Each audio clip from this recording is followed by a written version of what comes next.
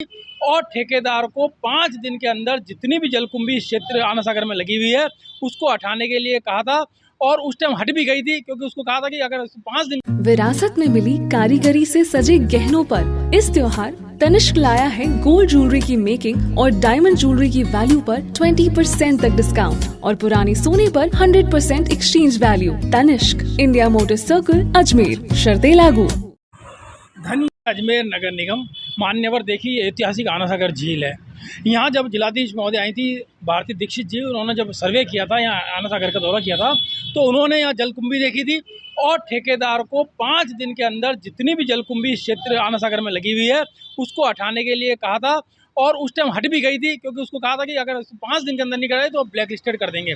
आज ये जलकुंभी वापस लग गई है।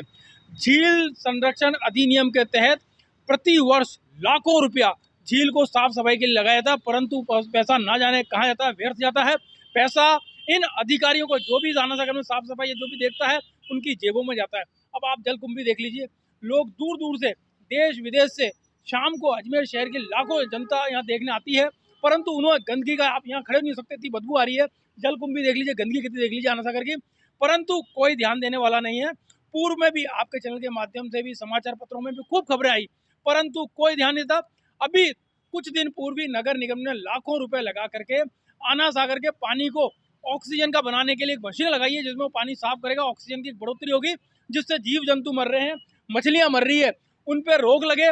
परंतु वो मशीन पिछले 10 दिन से लगभग बंद पड़ी है। रामनगर में मैंने फोटो भी अभी देखी, समाचार पत्रों में भी आया, वो मशीनें बंद पड़ी है। निगम का कोई अधिकारी जाता नहीं है, सिर्फ कागजों में बैठ करके, ऑफिस के अंदर बैठ के ही अपनी कार्य योजना बनाते हैं। मैं आपके चैनल के माध्यम से आदरणीय जिलाधीश महोदया से निवेदन करना चाहूँगा कि जब आपने कार्यभार ग्रहण किया था तो आपने एक दौरा किया था आना सागर का, इसकी शुद्धता के लिए, इसकी स्वच्छता के लिए। एक दौरा वापस कीजिए उस समय में और अब समय में, देख लीजिए कितना फर्क आ गया। आना सागर कितनी अपनी बदहाली की आंसू बहा रहा है अपनी, और स्थिति बद से बदतर हो गई है। लोग यहाँ बदबू आ रही है पानी के अंदर, जीव जंतु मर रहे हैं, मछलियाँ मर रही है, जलकुंभी तेजी से पूरे आना सागर में फैल रही है, जबकि अभी तक करोड़ों रुपया खर्च हो चुका है जलकुंभी को हटाने के लिए, परंतु वही ढाक के 3 पात। सुबह आप देखो जलकुंभी बढ़ जाती है, थोड़ी देर बाद फिर कहीं और लग जाती है, परंतु कहीं भी हटती नहीं है। अधिकारी सिर्फ ऑफिस में बैठ करके, ठेकेदार और अधिकारी बैठ के ऐसी साठगांठ करते हैं, इस पर कोई कार्रवाई नहीं करती। इस पर कार्रवाई की जाए। शैलेश गुप्ता, वरिष्ठ कांग्रेस कार्यकर्ता, अध्यक्ष मानव अधिकार।